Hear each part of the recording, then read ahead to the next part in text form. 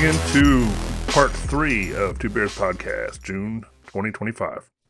But it's also like, dude, if you go to a restaurant and you order an entree, like that's all you get to eat. Right? Like you get that protein, that sauce, and that starch, and like that's your whole meal, as opposed to like four people go to a restaurant together, you can order 15 dishes for like $60 a person, Right. and everyone can be eating everything. And I feel like that's just so much more fun of an experience. So we took my daughter out for her 18th birthday. She wanted to go to a place called Bicyclette, and Where is that, in Naples? that is in Naples. And sh sh basically we went through. Whenever I go out to eat, we order the majority of the menu, and so there was 6 of us. So we just We do that too. it's just like. It's absurd because my wife weighs half of what I weigh, and it's just us two. But then that's what we did, and we actually have to prep our friends. Like it's like when we sit down, Don's gonna order, and he'll ask you what you want or what you don't want, just to make sure that it gets ordered or doesn't get ordered. But basically, you're not going to order anything over the course of the evening. So I'm looking at their menu, and I would order all the snacks and shareables and Yep. probably none of the mains. So we did all the snacks and shareables except for, I think we didn't order the bread. Uh, and then for the mains, I wanted them to try the sturgeon. So they tried the sturgeon. I've Uh, never had sturgeon. and that's why I wanted. Everyone in the world should eat as much sturgeon as possible because sturgeon are farmed for 20 years to make caviar, and a lot of the times they just throw them out afterwards, Yep. and they're being farmed, and they're a crazy animal. They haven't evolved since dinosaur times. They're super cool. Eat sturgeons, And it's a people. firm, it's a good firm fish too. It's a good firm fillet. But it's river, right? Yeah, I don't know how I feel about river fish, man. I was in catfish country, and right, oh, just it always tastes like um I'm scuba diving in brackish water, and I like right. Yeah, we, like we say catfish either tastes like mud or blood. yeah. So, You know what I do love though? I had crawfish for the first time, okay, and I ended up having crawfish about twice a week. Uh, this is a really fun story. So when I was a child, my mom had this cookbook called Cooking with the Master Chefs. And I read that cookbook religiously as a child because my family kept kosher, and it had all these things in it that I couldn't eat. Uh, it was Emerald, I believe, had his own section. He had a shrimp etouffee, and then he had 2 pages on a Louisiana boil. right, And at the bottom of the Louisiana boil, there was something that said a note on crawfish. And it said, first of all, it's pronounced craws and saw, not crays and say. And to eat crawfish, or mud bugs as we call them, the term is suck the head and pinch the tail. right, And it like went into how to eat them. And I was like 6 years old, and I was reading this, and I was like, right. this is so cool. I want to do this. And never in my life did I have a chance until in Chattanooga, we went to a place called Champy's. Right, So Champy's is a Hooters style fried chicken place that has crawfish Wednesday through Sunday after right, 5 p.m., Thursday through Sunday after 5, live crawfish from Louisiana. When you pull up, there's like crawfish walking around the parking lot. right, Um, their waitresses are all like college girls. The fried chicken is unbelievable. And so we're there, and I'm getting my usual. I get 2 pounds of crawfish. Then once I finish, I get another 2 pounds because I find that they cool down too quickly. right. If you're trying to eat a fat stack of them. And my wife's like, "Oh, what's the Champy's draft beer?" And they were like, "Oh, it's a light lager, and you want to try it?" And she tries it, and she's like, "It's great. Let me have this." So for Right. 3 weeks, we're going there twice a week, and we're like, Pat, I'm drinking brown ale, which is like for me what beer is supposed to be, Right. and she's drinking the Champy's House Lager. One day we go and we order our usual, and the server goes, "The Champy's House beer is Natty Light. That's cool with you?" And my wife and I just look at each other, and my wife's like, "No, I meant the house Right, brewed beer." And she goes, No, right. the Champy's House beer is Natty Light. It's been like that for 6 months." Right. And my wife just looks at me, and I look at her, and I go, "You love Natty Light." Like, And she's like, no. And I'm like, yes. And she's like, you like it too. And I'm like, yeah, I do. And I'm proud. I love it. What do you mean? Like High Life and Natty Light, if you pour it on ice and you squeeze some lime into it, it's the best drink you've ever had. Oh no, Like, that's I call that kitchen like a kitchen beer is like natty over ice with salt and lime juice. I was gonna say Yep. salt, a little bit of salt. Yep. Dude, you've never had beer that good in your life. And that was given to me. I was working at a place and one of the chicas came up and I was like talking about like shift beer kind of thing and she went and whipped it up. And after that, I was just like it was like Fascinating, right? show me how you do it. And So that's like I did a riff on that. I had a giant margarita at this amazing Mexican restaurant called La Alteña there in Chattanooga. And I had like 2 ounces of my margarita, which was like this big. I had right, like 2 ounces of it left, and I started just pouring beer into it. right, But Andrew, my friend who's like been very high level in fine dining culinary for a long time, said that growing up in New Zealand, that was all they drank. right. Because you can drink 10 of them. Yeah, yep, Like it's so easy to drink and it's so light and you don't feel full. And, you know, I love Natty Light. yeah. My that's something we drank a lot of in college. Mine was High Life. I used to drive around with like 2 beer bongs in my trunk and cases of High Life. Because there was this drive through, it's called a Quick Stop, I think, Right. or a Quickie Mart or Farmer's Mart, something that was a drive through. And they took fake IDs and they also did an ID and they'd give us cases of High Life. And It's the champagne of beer. it's the champagne of beer. Exactly. No, that's yeah. There's yeah. I've drank a lot. I will say that I wasn't prepared. So Tennessee is technically the South, Right. right? It's pretty South, but I wasn't prepared for it because we drove up. So we went to Atlanta, which Atlanta is the South, but it's also like very black hipster. And there's a lot of really cool food Yeah. that's being done. It's a very interracial community with a lot of soul food roots, um, from its historic black population.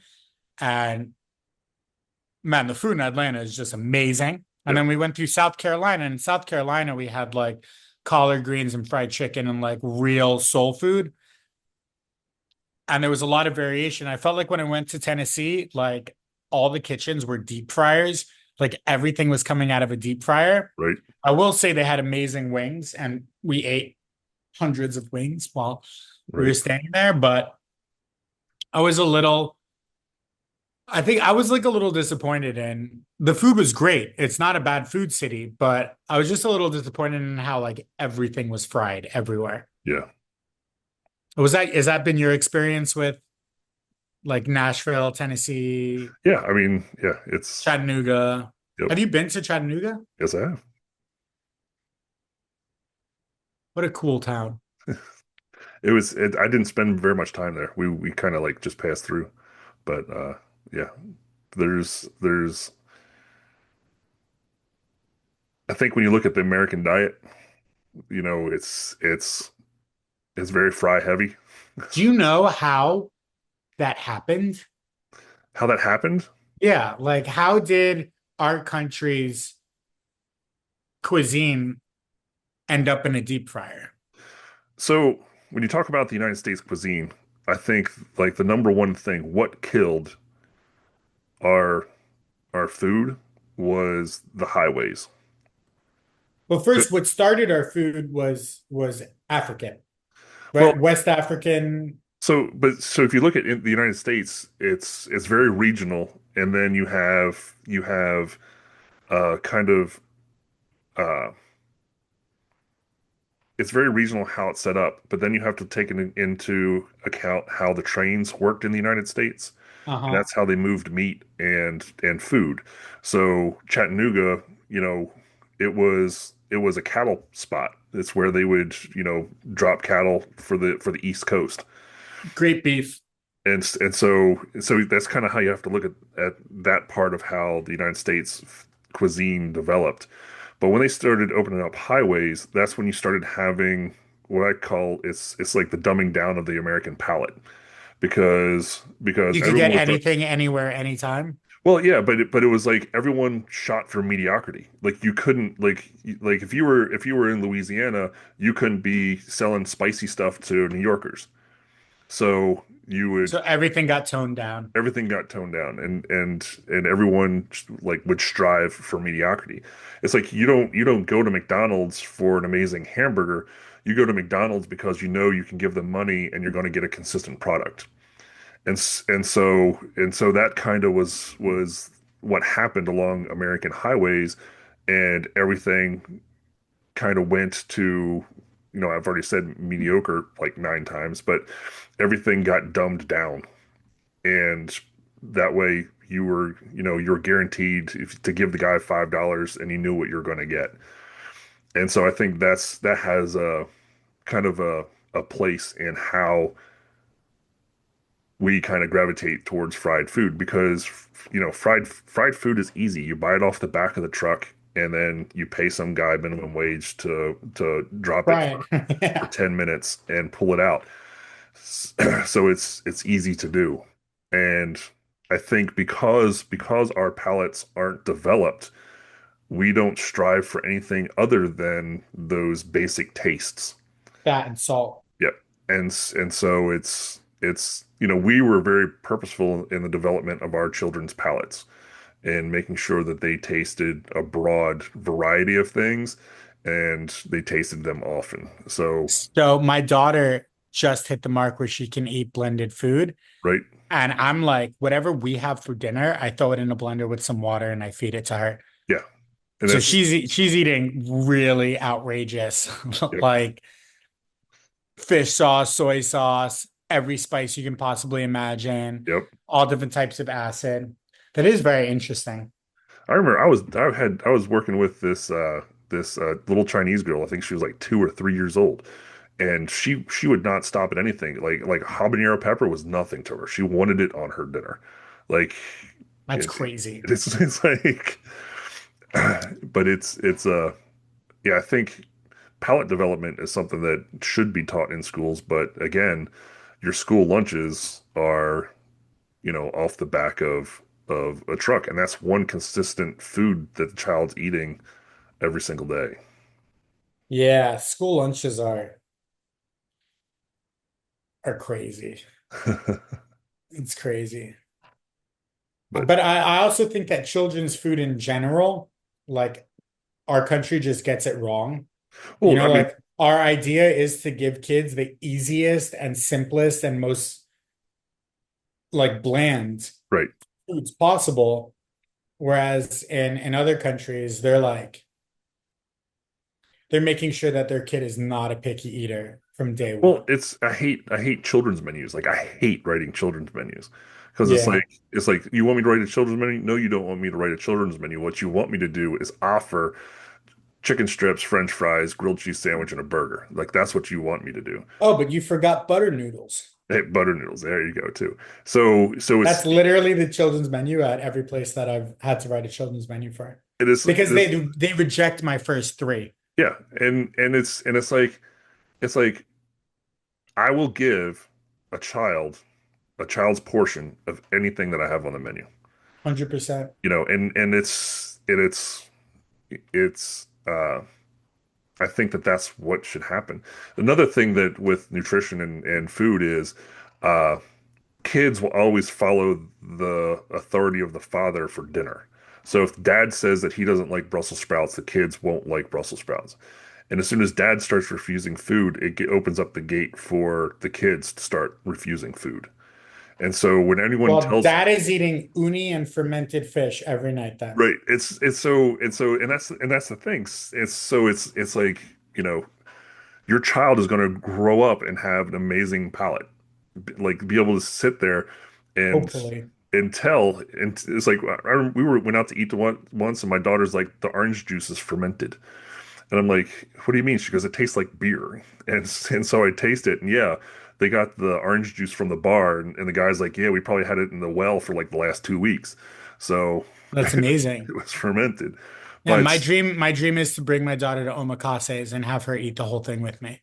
there you go. Like You know, that's that. that's the goal. But you have uh whenever a mother's telling me that their kid is picky, they think it's magic, but it's like I tell them, it's like, so then your husband's picky. Like, yeah, how did you know? And it's like, if you want your kid to eat, you need to pull your husband aside and say, you need to start eating what I put in front of you. And and sure enough, that cures that rebellion at the table. Well, I'm gonna be honest. My wife's food is like my favorite food in the world. Yep. She does make like 50 different types of chicken and rice, and her name in my phone is literally wife with the chicken and rice emoji. And I have like wife with chicken and rice emoji. But I can't imagine ever refusing anything that my wife put in front of me. Like that is a wild concept to me Right. that like my wife would cook something and I'd be like, I don't want that. Oh, no. When my wife and I got married, my mother gave my wife Sarah a cookbook with all my favorite like dishes. Oh, that's so cute. Yeah, no, my wife's pretty awesome. Like right now, um, I have in my fridge something called Thor's hammer, which is Okay. like a whole beef shank, like a 6 pound Yeah, beef yeah. shank. Yep. And I'm curing it. And I'm gonna smoke it and then braise it in like orange juice, allspice, a bunch of Mexican chili, stuff like that. Right. And my wife makes fresh tortillas. Okay. So we're doing taco night with like Thor's hammer and fresh tortillas. Like I'm so spoiled at home. I do cook most of the time, Right. especially when I'm not working, but dude, she makes amazing food. She makes amazing food and she doesn't listen to anything that I tell her. Yeah. That's You know, if I'm like, oh, like that would be better if you do this. yeah. This morning I had beef Like, hash.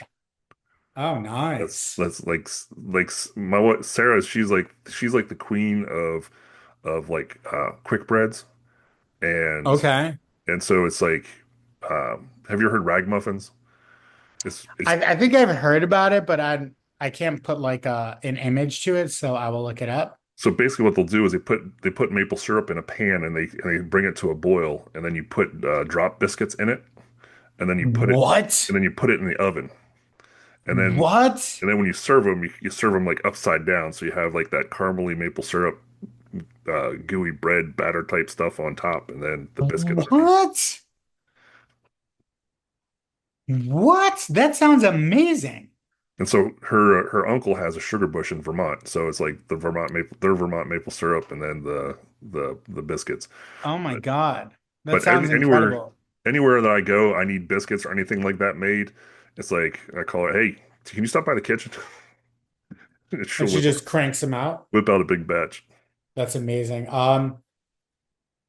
I discovered on TikTok, um, proper East End uh pie and mash Right, that's served with something called liquor. So right, liquor is like a parsley. Some have it as like a parsley bechamel kind of sauce, and some have it with no roux.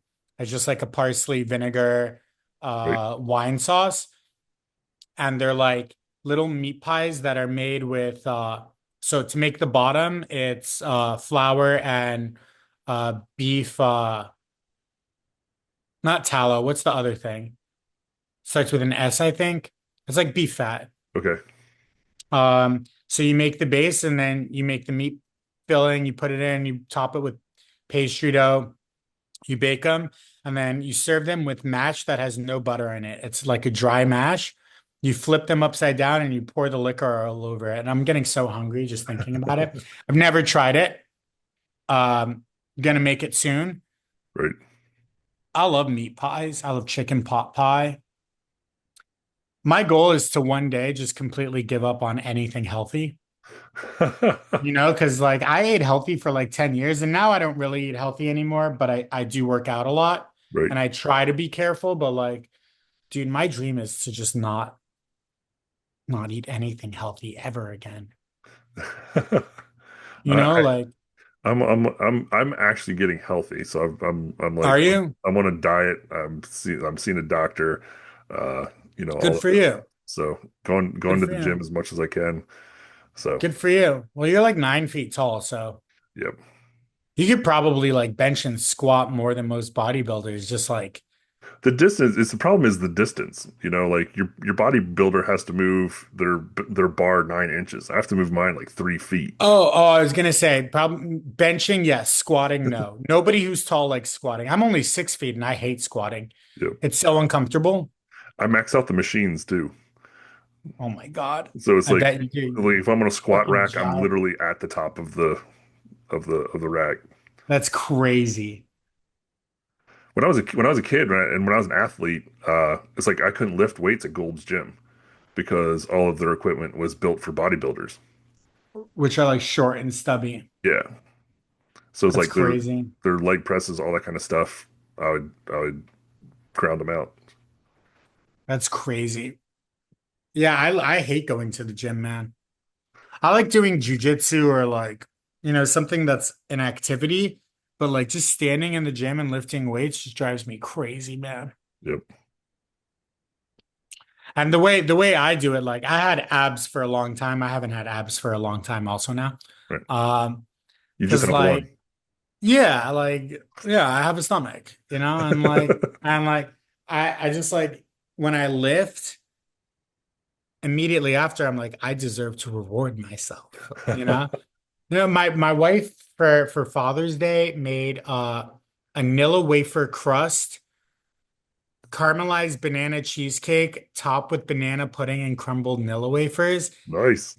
And she made like 30 portions worth of this thing. She made like a full pie size, but like it came out of the pie where like 4 inches, like it was just so big. And I was like, dude, you got to get rid of this. You either got to get rid of this, or next time you got to like make 1/8 of this size. Cause like I can't control myself. So for us for Father's Day, we went down to there's a market that's right on the corner, not too far from our house, and like I'm talking like farmers market, and Yeah. there's a place in there called Gina's, and they make menudo. So What is menudo? menudo is basically tripe. It's like a Mexican tripe stew. Okay, So cool. it's tripe, hominy. Usually there's bits and pieces of For those of you who don't know, hominy is the giant corn. yeah. Uh, and so we went there. The girls got their tostados, and it's funny because literally they had like their own little DJ guy there, and we were he goes and Happy Father's Day to the only white guy at the market, and so it was fun. We always have a blast when we go there, but literally we are like the only white people in the market. But that means it's probably a great market. Oh no, it's an awesome market, and it's funny because Gina, the woman who runs the place, she has a couple different spots. So there might be a Gina's at a different market, and at this market, she doesn't bring a lot of cheese and stuff like that because she's making traditional Mexican uh, dishes. Yeah. And so when my daughters ordered tacos, they asked if they wanted cheese, and my daughters are just like, "No, we just want cilantro and onion, and we'll take a lemon or a lime on the side." So, But I gotta be honest, Mexican food is like some of the best food in the world. That being said, I do not like cotija at all. oh I don't like any cheese that's funky. really? I like some blue, like I like blue Stilton. Yep. Like I like when the blue is like very cool, like it's got that cool flavor and not really funky, but like Roquefort, Gorgonzola, anything that's like funky, I can't, bro. I gag.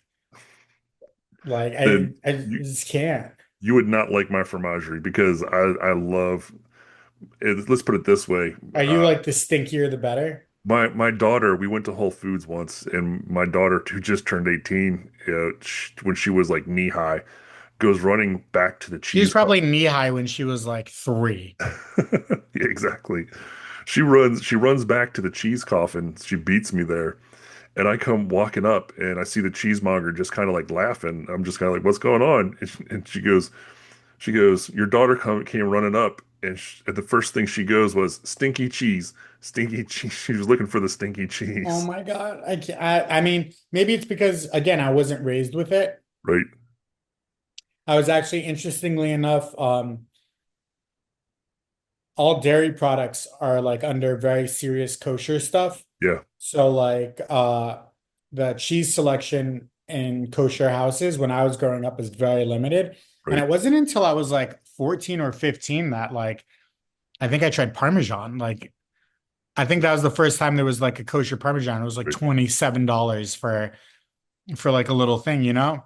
But Yeah, yeah, maybe I just never developed that palate. But dude, like I cannot.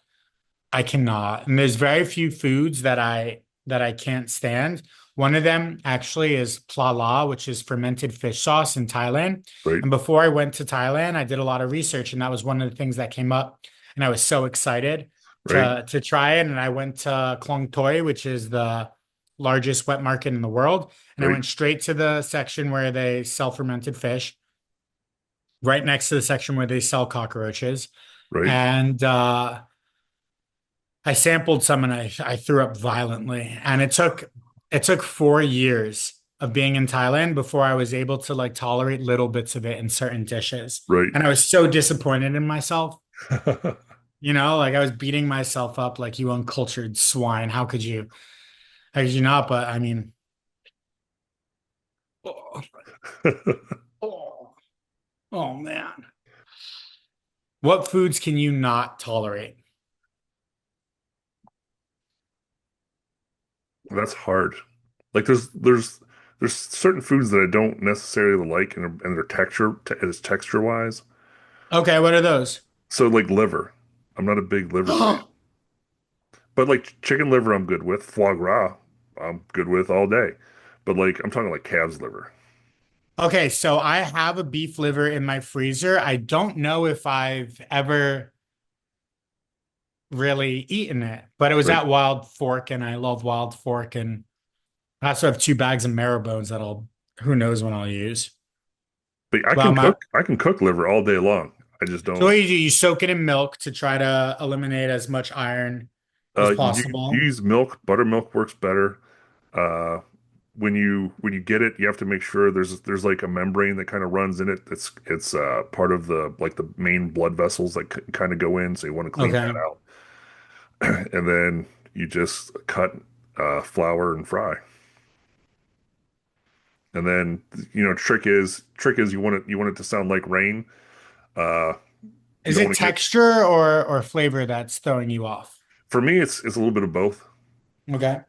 And then once you get it all browned and you cut it thin so you cook it quickly, and then you cut your onions thin, throw your onions in there, Yeah, uh, liver and onions. make your milk gravy, and you're done. Trying to think if there's anything else. I ate pork butthole. It was great. Okay. In Thailand, it was like pork anus, Yep. and it was fried, and it was fantastic. People don't realize it, but in the United States they probably eat a lot of it too because it's a calamari substitute. For sure. For sure.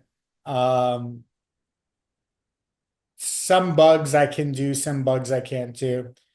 I can do most worms.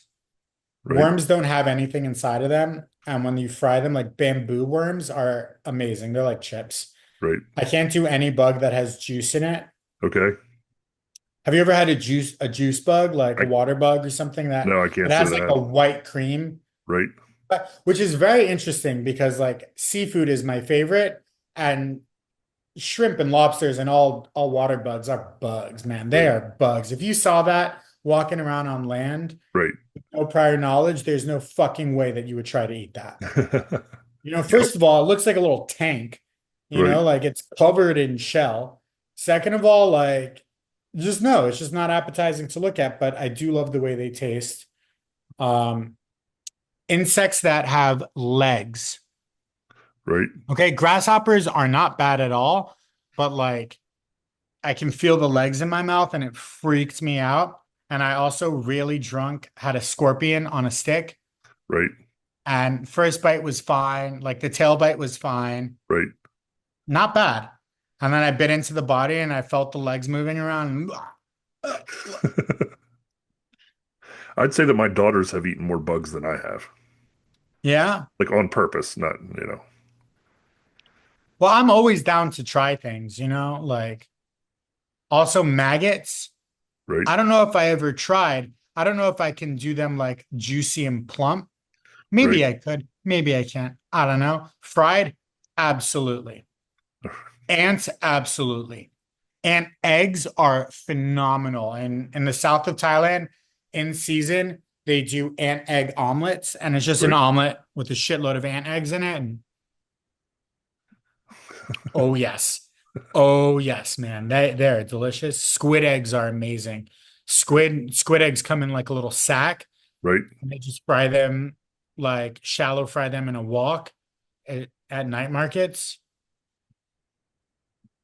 I've eaten raw chicken.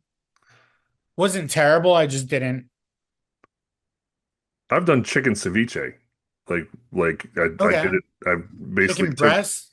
took the breast, cut it thin, pounded, and then made my lime juice and marinade kind of thing, and How was it? it was phenomenal. I mean, it Yeah. was really good, and it's one of those things. I was making it for one of my clients actually asked me if I would make it, and Really? I was like, well, he asked me because he knew before the 1970s you could order your chicken medium rare Really? in the United States, and so uh, it became a thing to cook an overcooked chicken because of salmonella.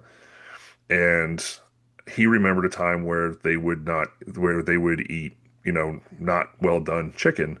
And so he was wondering if chicken could be done as like a ceviche or tartare or, something in that vein.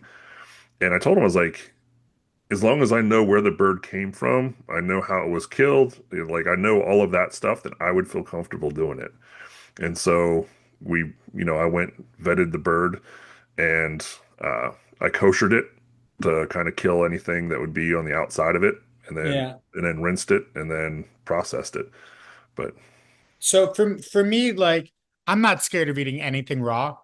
I also like if I have a bunch of raw chicken marinating, like I stick my finger in it and I taste the marination, I right, taste the brine, you know, um, I have no problem with eating basically anything raw or rare. I do kind of think that chicken's texture, when it's under is right, not my favorite. And I actually learned in the past 2 years that so normally we cook the FDA recommends chicken to 165. right, Um, but actually chicken thighs are better at like 175. So for 165, you pull it out at 155. right. But if you actually overcook the chicken thighs just a little bit, it breaks down the connective tissue on the bone. So the breast doesn't have that. So the breast you like if you're being safe 165 minimum, I think 35C. Is it 35C, 30C, something like that? Yeah, that sounds about right. Um, but I cook in freedom units.